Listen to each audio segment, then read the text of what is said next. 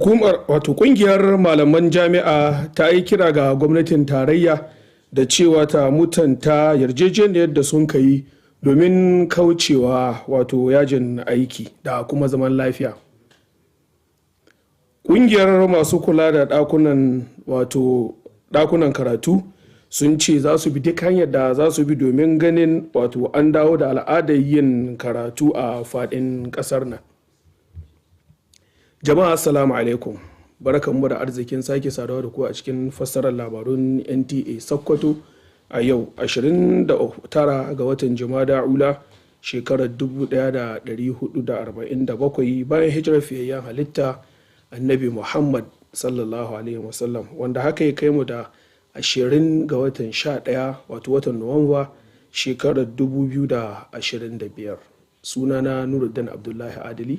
Sai dai kar ku manta za ku iya kasancewa da gidan talabijin na NTA ko ina na Nta Sokoto a duk inda kuke a faɗin duniya ta shafinmu na sada zumunta na Facebook at Nta Sokoto News Update, ko kuma ɗayan shafinmu na sada zumunta na na YouTube at Nta Sokoto Livestream.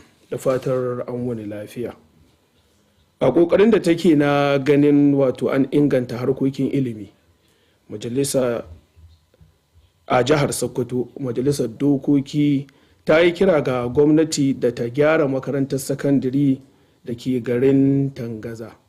Dan majalisar da ke wakiltar wannan karamar hukumar Aliyu Lomo Usman ne ya yi wannan kiran a gaban zauren majalisa a lokacin da yake gabatar da kudurinsa. Shehu Yusuf Anka na ɗauke da cikin wannan rahoton. A siyasance, al'umma na ɗaya daga cikin jagoranci wajen cin roman demokaradiyya a kowane mataki. A majalisa ta 10, ɗan majalisar da ke wakiltar mazaɓar Tangaza ya miƙa ƙudurin dokar da ke neman ɗaukacin gyaran secondary school da ke a garin Tangaza, wata daɗe a cikin halin kaico da na kawo jama baya ta fannin ilimi a yankin. Ya kuma bayyana halin da azuzuwa da wurin kwanan ɗalibai har ma da gidajen malamai a cikin halin ha'ula'i. Ya kamata a mai sama hankali kamar da gwamnatin jiha ta mai da hankali ga gyare-gyare da bunƙasa harkar ilimi. Wannan yana ɗaya daga cikin abin da ya samu ka kawo wannan bukata, don mun san da yarda Allah bisa ga ƙoƙarin da mai girma gwamna ka yi, wannan bukata ta mu insha Allah mun san za ta bi. Haka kuma shugaban kwamitin da ke kula da lamuran gidaje da filaye a majalisar dokokin jihar Sokoto, Shamsu Aliyu, ya gabatar da rahoton kwamitin na zagayen aiki da kwamitin ya gudanar tare da shawarwarin da suka ayyana. Dan majalisar da takwarorinsu da na yi tsokaci kan muhimmancin kudurin dokar da sun ka bayyana a zaman ci gaba ga al'umma a fannin ilimi. Kakakin majalisa Tukur Balabo Dinga, bayan bin dukkanin mataki da kuma dokokin da ya kamata wajen amincewa na ƙudurin doka da majalisar ta gabatar. Daga bisani ya bayyana amincewa ƙudurin tare da ɗage zaman majalisar. Duk da daga majalisar, shugaban majalisa Tukur Balabo Dinga ya samu ziyara daga hukuma da ɗaliban makarantar Aljazeera Academy da ke Mabera. A lokacin ziyarar, ɗaliban sun samu zantawa da shugaban majalisar dangane da ayyukan da majalisar ke gabatarwa. Daga zauren majalisar dokokin jihar Sokoto, Shehu Yusuf Anka, labarun Nta. A daidai lokacin da yarjejeniyar kungiyar malaman jami'a da gwamnatin tarayya da suka kulla ta wata ɗaya za ta cika a gobe, kungiyar ta ce a shirye take da ta zauna ta shirya da kuma gwamnati domin ceto makarantun da jami'a na wannan kasar. Har wa yau shugaban kungiyar na yanki Profesa Abubakar Sambo ya yi kira ga gwamnati da cewa ta mutunta yarjejeniyar domin kare ko kuma kaucewa duk wani abu da zai iya janyo su tsunduma a cikin yajin aiki. Mun shiga da kaddama domin gwamnati ta yi ayyana abubuwan da za su sa a taimaki jami'o'in Najeriya. Mun shiga yajin aiki na wucin gadi na sati 2. Gwamnati ta yi ya kokarin ta hanyar lallaba da roƙo cewa ba su ɗan kawai kaɗan cewa za su yi abin da ake na biyan haƙoƙi da abubuwan da muka yarda da su. kun ba su wata guda domin su haɗa abubuwan su zauna da mu cimma ƙarshen wannan matsalar. A daidai wato an danganta rashin kulawa da ɗakunan karatu wato library a matsayin ɗaya daga cikin dalilin da yasa wato aka yi ko oho da harkokin wato karatu da kuma al'adu na wannan ƙasar. Masu ruwa da tsaki ne wato a harkokin kulawa da ɗakunan karatu ne suka bayyana haka a wurin taron wato ɗakunan karatu na shekarar 2025. Aliyu Muhammad Kawaye na wurin wannan taron ga kuma tanadin da ya mana. Makon ɗakunan karatu na shekarar 2025 ya tattaro jami'an ɗakunan karatu da masana da ɗalibai da sarakunan gargajiya wuri ɗaya domin jaddada muhimmiyar rawa da ɗakunan karatu ke takawa wajen samar da bayanai da tallafawa ilimi da kuma bunƙasa ɗabi'ar karatu. Jigon bana ɗakunan karatu da adana al'adu ya mayar da hankali ne kan rawar da ma'adanar karatu ke takawa wajen farfaɗo da raguwar al'adar karatu da kuma kare muhimmancin ɗabi'u da al'adunmu. Wannan sauyawar zamani ya kawo ci gaba kala daban-daban, amma wani lokaci sai bai zama ci gaban mai haƙar rijiya. Shi yasa al'adun namu da wasu musamman abubuwa suna taɓacewa. Masu jawabai sun bayyana karancin ɗakunan karatu musamman a makarantun sakandare a matsayin babban dalilin da ke janyo rashin sha'awar karatu a tsakanin ɗalibai, matsalar da ke da tasiri kai tsaye ga ingancin karatunsu da fahimtar su ga al'adu. Waɗannan matsaloli da muka ciki, waɗannan littattafai da tarihinsu muka manta da shi da mun samu kanmu cikin society mai kyau. Ina kira ga al'umma mu canza alƙida, mu koma ga karatu, mu inganta ilimin mu. Kuma ɗakin karatun nan yanzu yana da isasshen littattafai. Idan ya zama doka a jihar Sokoto, insha Allah za ka ga cewa gwamnati da ainihin masu tallafa ma ilimi, ƙungiyoyi masu zaman kansu, insha Allah za su sa hannu a ga cewa laburare ɗakunan karatu a makarantu sun dawo da rayuwarsu kamar yadda suke da, insha Allah.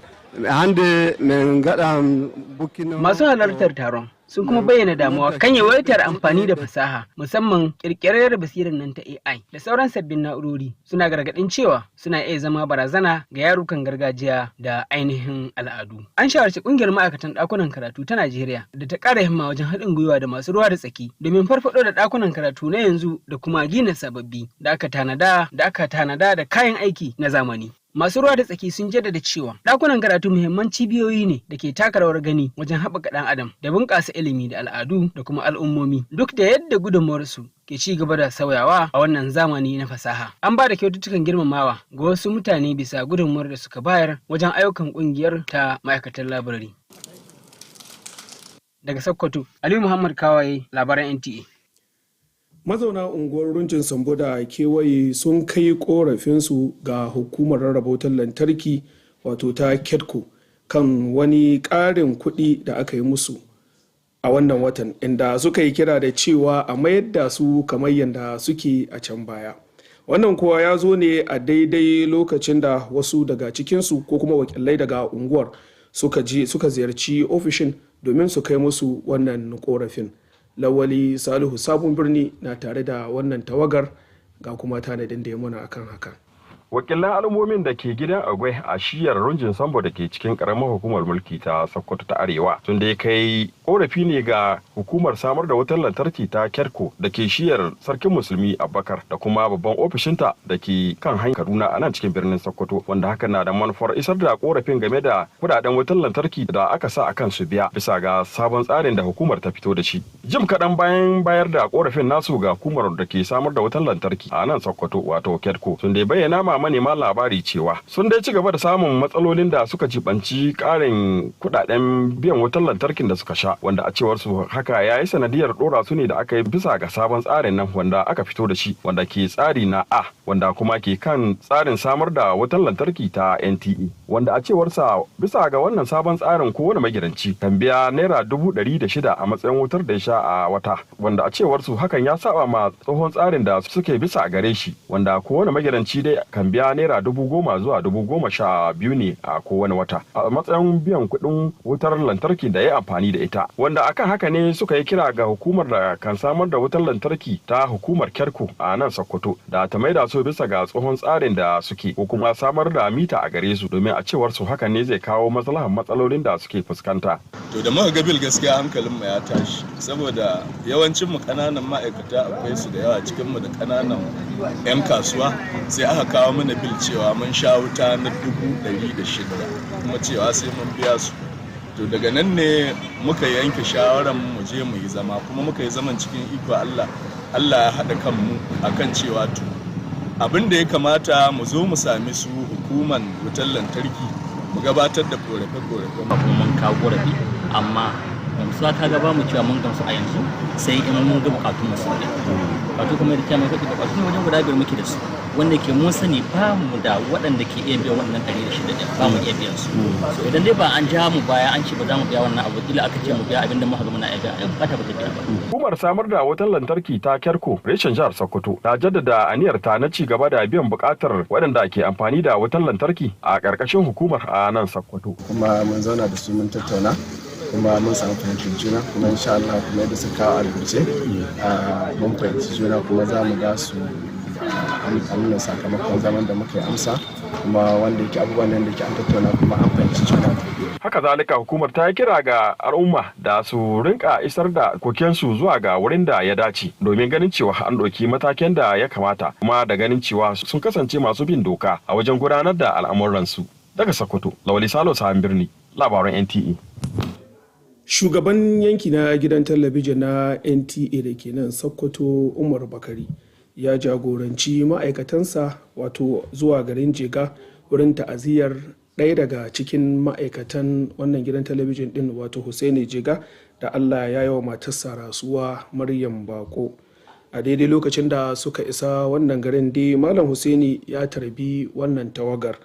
Shugaban yanki ya bayyana cewa wannan rasuwar fa ba shi kaɗai ne ta shafa ba, amma ta shafi duk wani ma'aikacin gidan talabijin na NTA da ke nan Sokoto. An yi addu'ar Allah maɗaukakin sarki da ya ji kan wannan baiwa Allah kuma ya yafe mata, ya sa aljanna ce makomarta.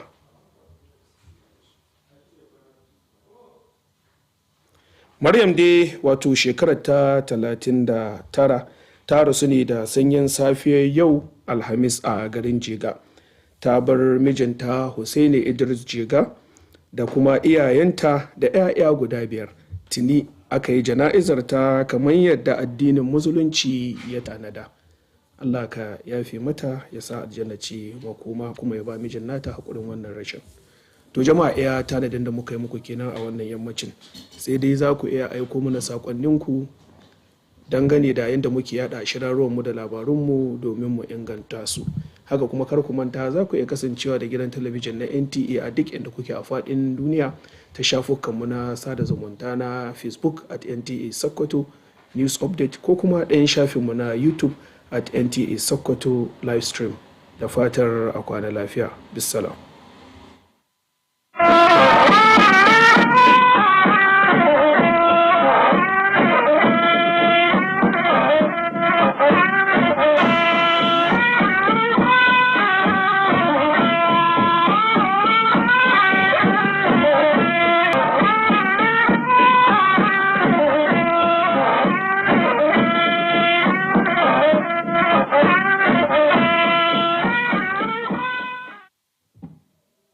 In the news tonight, Academic Staff Union of Universities urges federal government to meet its demands for industrial harmony. Library Week, stakeholders rally to revive reading culture. Good evening and welcome to NTA Sokoto News. Today is 29th Jamad al-Ula 1447 after Hijrah of Prophet Muhammad, peace and blessings of Allah be upon him, which is equivalent to 20th November 2025. Remember that you can watch this news live on our social media handles, on Facebook at NTA Sokoto News Update and on YouTube at NTA Sokoto Livestream. I'm Ali Muhammad Kawai. In a bid to strengthen the teaching and learning environment in Sokoto State, State House of Assembly has approved a motion calling for the immediate and comprehensive renovation of Tangaza Secondary School, urging the state government to take immediate action. The motion was sponsored by the member representing Tangaza constituency, Aliyu Luma Usman. Shehu Yusuf Anka reports. Legislatively, constituents remain the backbone of any democratic system, especially when it comes to assessing the dividend of democracy. At the Sokoto State House of Assembly, the member representing Tangaza constituency in the 10th Assembly moved a motion seeking the total renovation of Tangaza Secondary School, which has long been in a deplorable state and hindering educational development in the area. He highlighted the deteriorating condition of the classrooms, school premises, and staff quarters. Considering the fact that the present administration has placed great emphasis on the improvement of education across the state, Government Secondary School Tangaza was last renovated in 2011. Similarly, the chairman House Committee on Land and Housing, Shamsu Aliyu, has presented the committee's report after an oversight and come up with the recommendation of their findings. The ministry should ensure all contracts are completed within the stipulated time, as some are observed to be progressing on slow pace. The lawmaker and his counterparts described the motion as critical in improving the educational system for the good of the electorates. The speaker, Tukurubala Botenga, after scrutinizing of the motion by the House, announced approval of the motion and later adjourned plenary. Meanwhile, the Speaker of the House, Tukurubala Botenga, has received on a courtesy visit the management and student of Al Jazeera Academy, Mabera. During the visit, the students were opportune to interact with the Speaker on the activities of the House. From the Sokoto State House of Assembly, Shehu Yusuf Anka, Nta News. With the 1-month ultimatum it issued to the federal government expiring tomorrow, the Academic Staff Union of University, Zonal Coordinator, Professor Abubakar Sabo, says ASU remains committed to constructive dialogue and safeguarding the future of Nigeria's higher education. The union is urging the federal government to act in good faith by addressing all outstanding issues without delay to prevent fresh crises in the nation's public universities. Mediated during our last warning strike action. Next, suspended the warning strike as a reciprocal gesture to allow a 1-month window for renegotiation on the understanding that the government will act in good faith. Expect that this opportunity will be used to secure a swift and comprehensive resolution.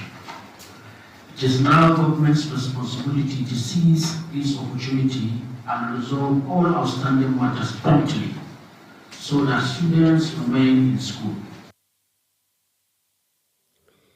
The decline in reading culture, setbacks in the education sector, and the growing neglect of cultural heritage are closely linked to the shortage and poor maintenance of libraries across the country. This was the view of stakeholders at the 2025 Library Week, organized by the Nigerian Library Association, NLA, Sokoto State chapter, held at the Sokoto State Library Complex. The report. The 2025 Library Week brought together library technicians, academics, students, and traditional rulers to emphasize the critical role libraries play in guaranteeing access to information, supporting education, and promoting literacy. This year's theme, Libraries and Cultural Heritage, underscores the essential function of libraries in revitalizing the dwindling reading culture and safeguarding cherished cultural norms and values. Our bookshelves have been, stocked with foreign culture, foreign books, and foreign ideologies, which we feel it is not proper.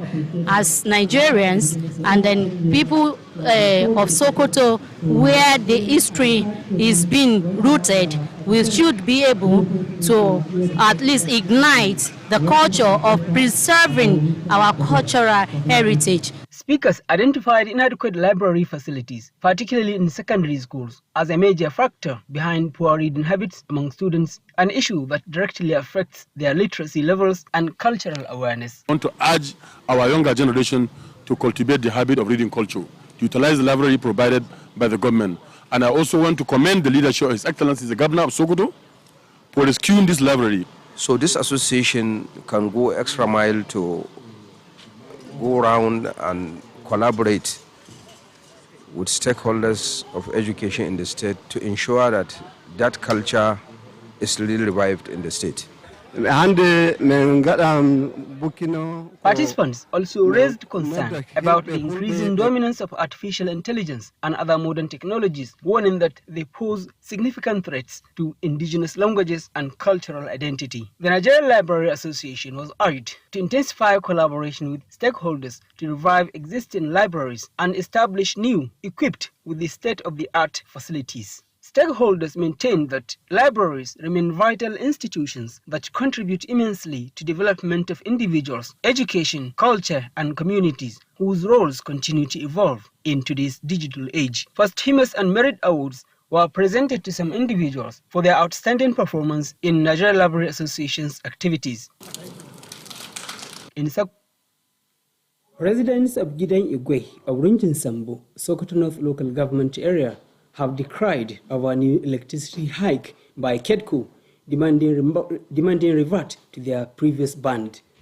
This came to light when the community's representatives visited Kaduna Electric Office in Sokoto to lodge complaints on the issue. Lolisalu Sabambirani completes the report. The community representatives were at the Kaduna Electric Distribution Company, Sultan Abubakar Area Office, Sokoto, as well as the regional office on Kaduna Road, Sokoto, with a view to lodging their grievances to the authorities over the new tariff billing hike. Speaking to NTA News shortly after their interface with the authorities, leaders of the delegation explained that they have been experiencing the problem due to placing their consumption on Band A, which is on the NTA feeder line. According to them, under the new billing tariff, a household is charged a uniform fee of 106,000 naira for all unmetered customers monthly, irrespective of individual consumption rates. This, they noted, is contrary to the previous billing tariff placed on Band C, where a household was charged between 10 to 12,000 naira monthly. It is again this backdrop that they are calling on the management of the Kaduna Electric Distribution Company, Sokoto, to revert their monthly tariff to the previous billing, or alternatively provide prepaid meters as a lasting solution to their lingering problem. And each and every one of us have that kind of uncertainty. Some are even getting to $1 million naira, which is not fair. So what we told them that we are not looking for anything but justice. You cannot bill me who is not having any air conditioner with my neighbor who is having 10 ACs and whatever to pay the same amount. So the best thing we told them that they should suspend this new bill until they are able to install prepaid meters for us. We are representing from our community, and we will go back to them. We will inform them what transpired between us and the NEPA or KEDCO, as it is now commonly called. So whatever we discuss there, we will also invite you as media and inform you our next scenario. Kaduna Electric Distribution Company, Sokoto, maintains that it is committed to meeting the demands of its customers. We have been receiving complaints from customers on various issues on various occasions, and we have handled them appropriately based on our regulation and based on our way of manners. The company enjoined its customers to always lodge their grievances through the appropriate channels for necessary action and to remain law-abiding. In Sokoto, Lawalisalo Sambirni, NTA News. The Zonal Director, Nta Sokoto Network Center, Umar Bakari, has led a delegation of the management and staff to condole with the family of a staff of the marketing department of the station, Hossein Idris Jiga, over the loss of his wife. On arrival at the residence of the deceased, the zonal director and entourage were received by the family, by the husband, alongside some relatives and sympathizers. The zonal director, Nta Sokoto, while condoling with the family, described her death as a loss not only to her immediate family, but the entire NTA family. Prayers were offered to Allah to forgive her shortcomings and to the family fortitude to bear the loss.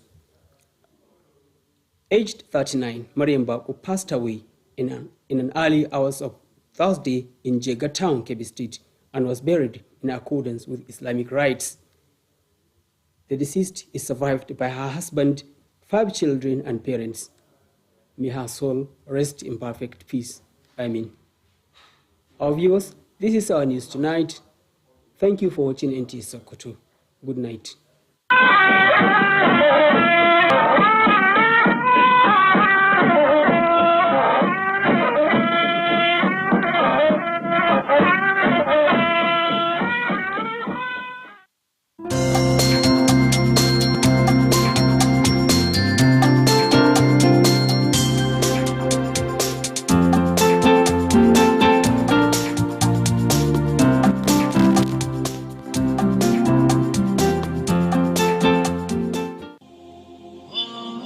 Littafin Hisnul Muslim, wato garkuwan musulmi daga cikin zikirorin ƙur'ani da sunna ta manzon Allah sallallahu alaihi wa alihi wa sallam. Kada ku manta, a kowane mako akwai shirin Hisnul Muslim tare da Prof. Isa Ali Fantami a gidan talabijin na Nta Sokoto. Wannan shiri na addinin Musulunci yana zuwa ne domin tunatar da mu muhimmancin addu'o'i da kuma yadda za mu gudanar da su a rayuwarmu ta yau da kullum. A tuna duk ranar Asabar da karfe 10 na dare a tashar Nta Sokoto. Kada ku bari a baku labari. Dukkan abin da ya dame ka, kake neman kariya daga wurin Allah ko wani alheri da kake nema, to akwai hanyoyi da Musulunci ya tsara ne yadda ake neman taimakon Allah a samu.